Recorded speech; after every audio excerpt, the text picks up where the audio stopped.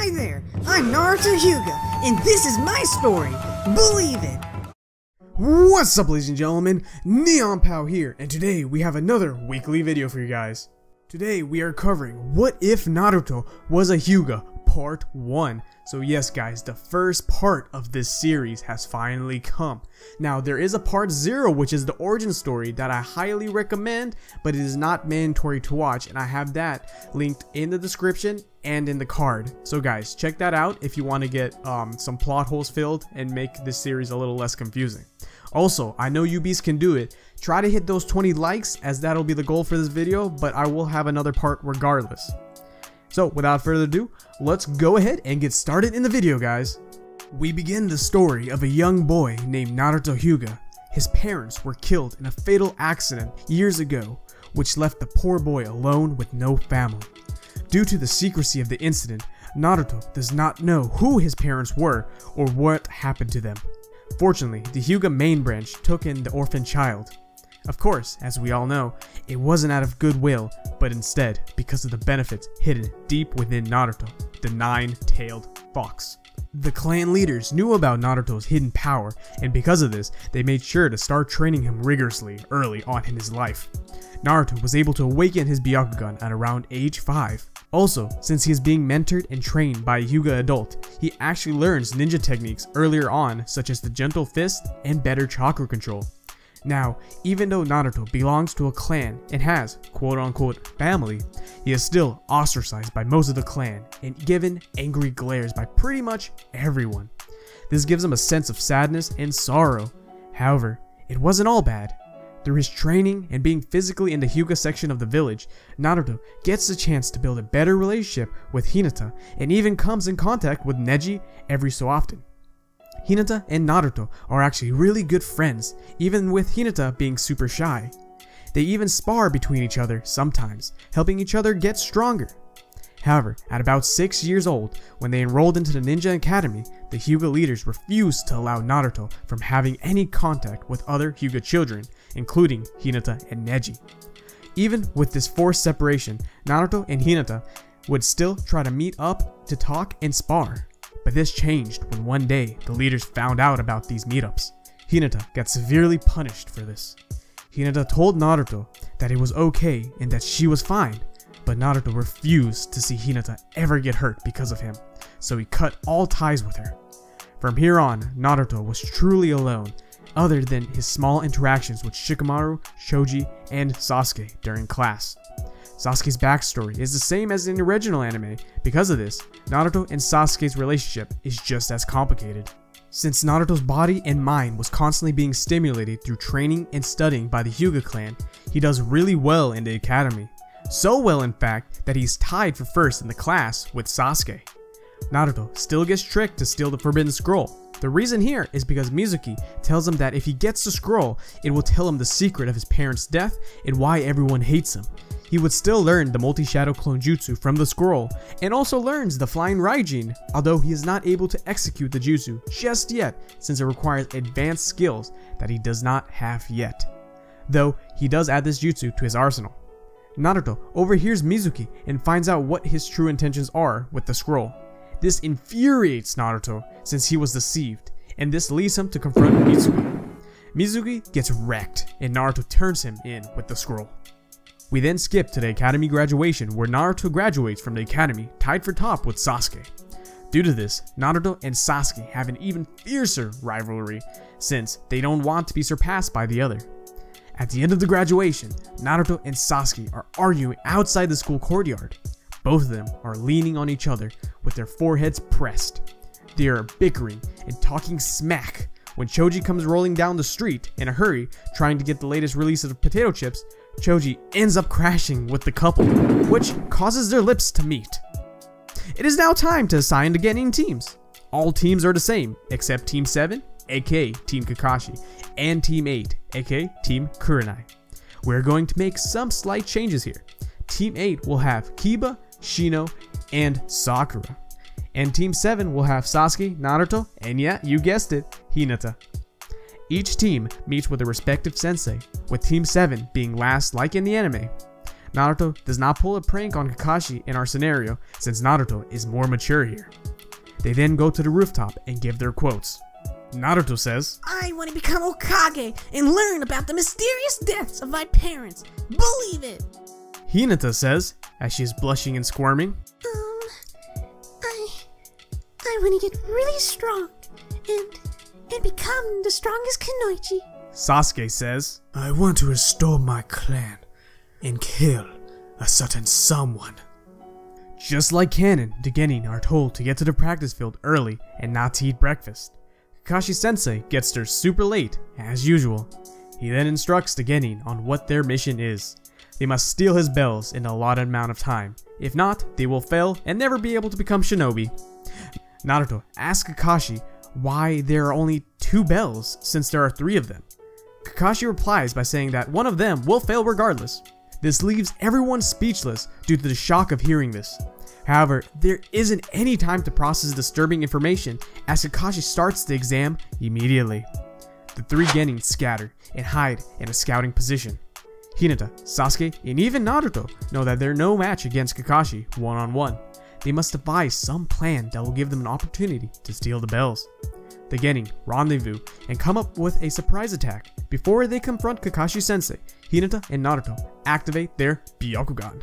Naruto goes in alone at first to fight Kakashi and tells him that he wants to fight him one-on-one and that he doesn't need those other losers' help to beat him. The unaware Kakashi is disappointed about this and just continues to read his Make Out Paradise, not giving Naruto the slightest bit of attention. Naruto sees that he fell for the bluff and goes on the offensive. He charges at Kakashi with his gentle fist in an attempt to knock out some chakra points. However, Kakashi is just too fast and Naruto isn't able to hit a blow. Then, before Naruto knows it, he hears Kakashi yelling from behind him, 1,000 years of death, splitting his cheeks. As Naruto is flying away in pain, he smirks a bit, which throws Kakashi off. Before he knows it, he is grappled by 5 shadow clones. Kakashi is stunned and in disbelief that Naruto managed to pull off 5 shadow clones. However, before Kakashi can process what's going on, he sees a giant fireball coming towards him.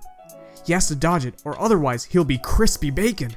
Kakashi barely makes it out of the blast radius, only suffering some burns.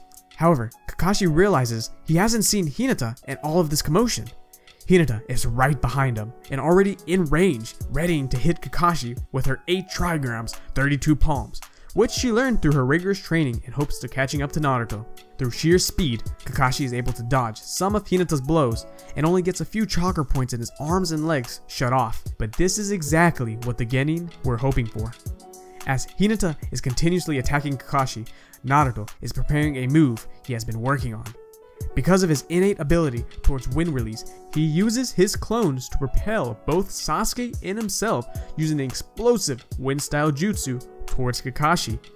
They are moving so fast, and when Hinata on the front, Kakashi has no time to react, and Naruto and Sasuke both end up getting the bells from Kakashi. This surprises Kakashi, and he congratulates the 3 young Genin on their splendid teamwork.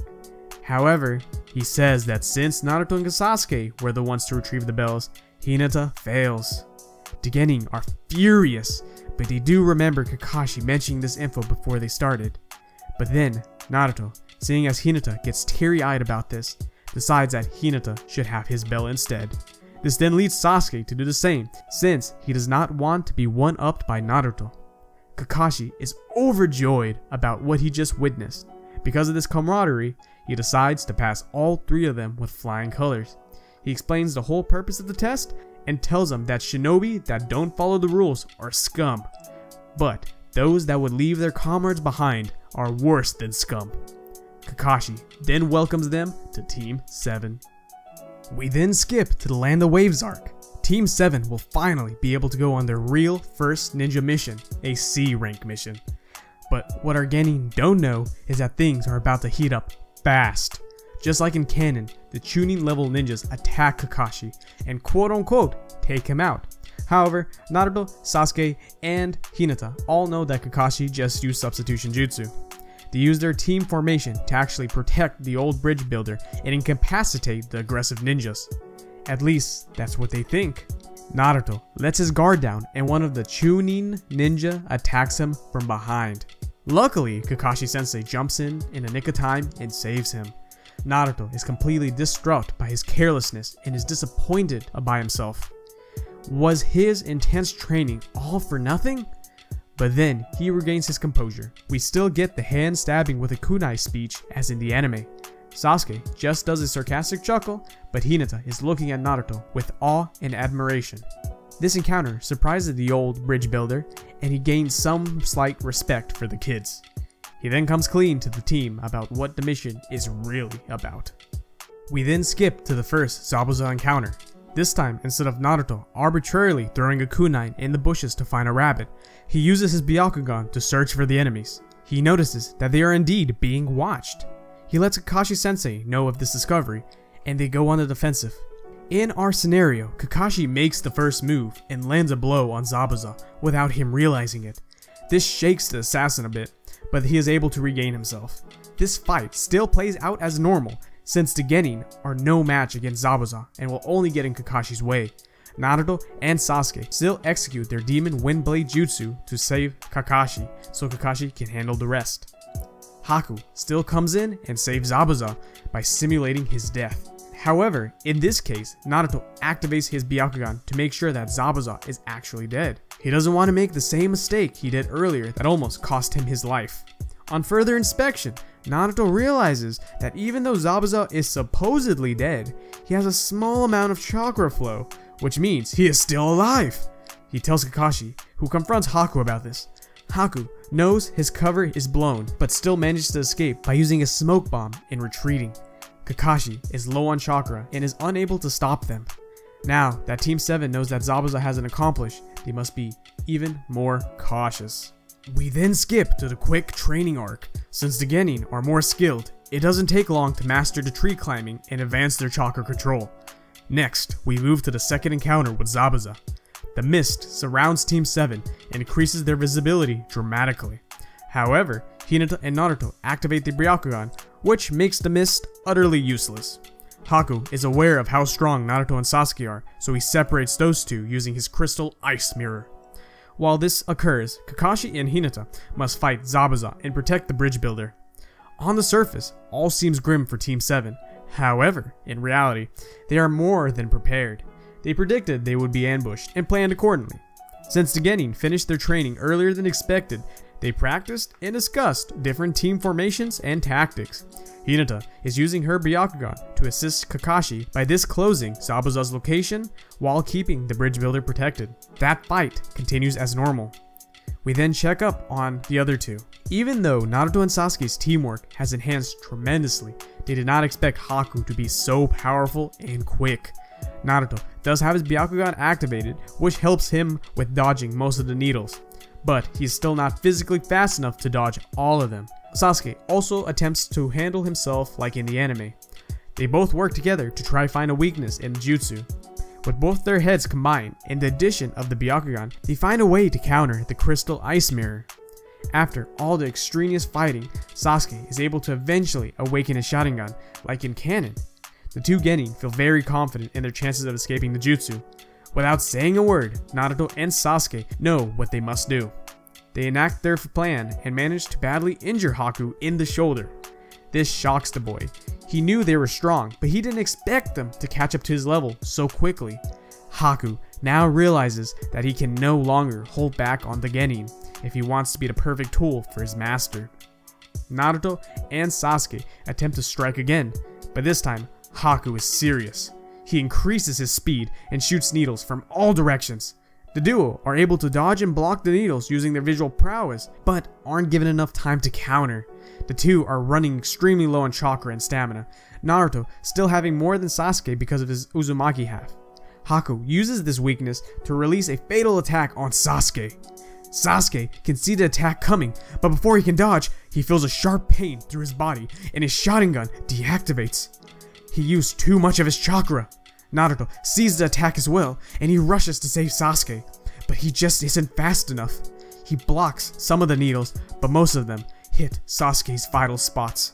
Naruto is sitting on the floor holding his friend's seemingly lifeless body. he feels sorrow at first. But then it gets washed over by an explosion of anger and hate. Naruto starts to release a red fiery chakra and begins to heal. Everyone on the battlefield can feel the massive amount of energy. Naruto is changing to his Nine Tails chakra form. Nothing but hate fuels his actions right now. With his immense power and speed, he charges at Haku and bodies him, causing the crystal ice mirrors to shatter in the process.